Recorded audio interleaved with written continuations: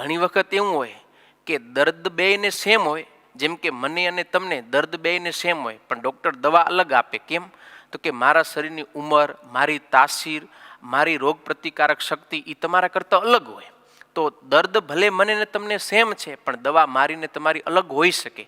એમ આપણને ભલે ને બધાને ભવસાગરનો રોગ લાગુ પડ્યો છે, પણ મારી કેપેસિટી અલગ છે, તમારી કેપેસિટી અલગ છે. તમને અલગ દોષો નડે, મને અલગ દોષો નડે, તમારી શ્રદ્ધા મારી શ્રદ્ધા બધું અલગ છે.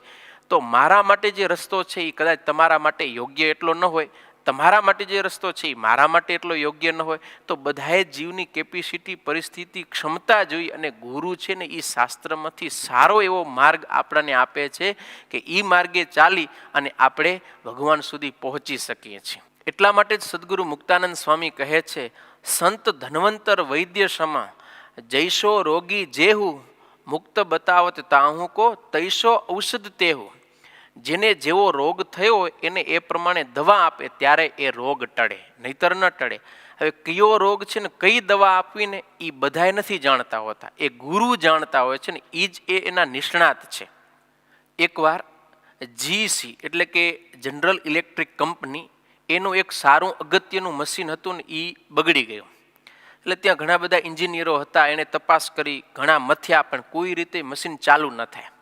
એટલે પછી ના છૂટકે કંપની ડૉક્ટર ચાર્લ્સ સ્ટાઇનમેન્સ, જે બહુ એવા સારા એન્જિનિયર હતા, એને બોલાવ્યા અને કીધું કે આ મશીન બગડી ગયું છે. એટલે ડૉક્ટર ચાર્લ્સે એ બધી તપાસ કરી, તપાસીને એક જગ્યાએ ખાલી હથોડી મારી. જેવી હથોડી મારીને મશીન ચાલતું થઈ ગયું. બધાને તાળી પાડી સન્માન્યા, વાહ કરી, વાહ શું વાત છે. પછી ચાલ્યા ગયા પોતાની ઓફિસે. 4-5 દિવસ થયા ને બિલ આવ્યો.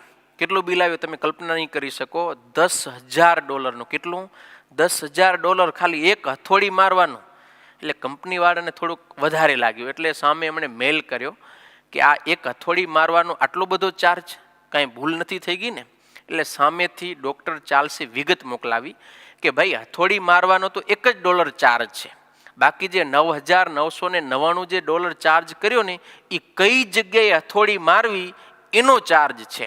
બાકી તો તમારી પાસે ઘણા બધા એન્જિનિયરો હતા, મજૂર વર્ગ છે, બધાને હથોડી મારતા તો આવડે જ છે, પણ હથોડી કઈ જગ્યાએ મારવી એ મહત્વનો છે, એ ચાર્જ એનો છે. એટલે મિત્રો, બધી વસ્તુ આપણને શાસ્ત્રમાંથી ખબર પડી જતી નથી. એના જે નિષ્ણાત હોય એને ગુરુ કહીએ છીએ ને, એ ગુરુ જ્યારે આપણને માર્ગદર્શન આપે ત્યારે આપણે ભગવાનને પામી શકીએ, ત્યારે આપણો મોક્ષ થાય છે. એટલે જીવનમાં ગુરુ કરવા એ તો બહુ અનિવાર્ય વસ્તુ છે. જે એમ કહે છે ને કે ભગવાનને ઓળખવામાં ગુરુની શું જરૂર છે, આપણે સીધા ભગવાનને ઓળખી લેશું. અરે ભાઈ, આ લોકનો આપણો સગો બાપ હોય ને એને પણ આપણે આપણી રીતે નથી ઓળખી શક્યા. એ પણ જ્યારે માએ ઓળખાણ કરાવીને કે બેટા આ તારો બાપ છે, ત્યારે આપણે આપણા સગા બાપને ઓળખી શક્યા છીએ. જ્યારે આ તો પરમપિતા પરમેશ્વરની ઓળખાણ કરવી છે, ત્યારે માતા વિના કેમ ઓળખાણ થશે? તો ભગવાનની ઓળખાણ કરાવનાર મા એ કોણ? ગુરુ. ગુરુ આપણને ઓળખાવે છે કે બેટા આ ભગવાન છે. એટલે જ કહેવાય છે ને આપણે ત્યાં, ગુરુ ગોવિંદ દોનો ખડે, કિસકો લાગુ પાય, બલિહારી ગુરુ દેવકી જીને ગોવિંદ દિયો બતાય.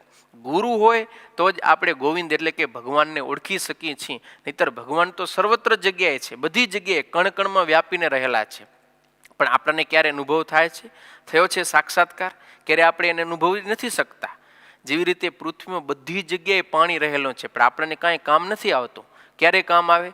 જ્યારે યંત્ર દ્વારા, મોટર દ્વારા એ પાણી આપણે બહારે કામ લઈએ છીએ, ત્યારે એ પાણી આપણને કામ આવે છે.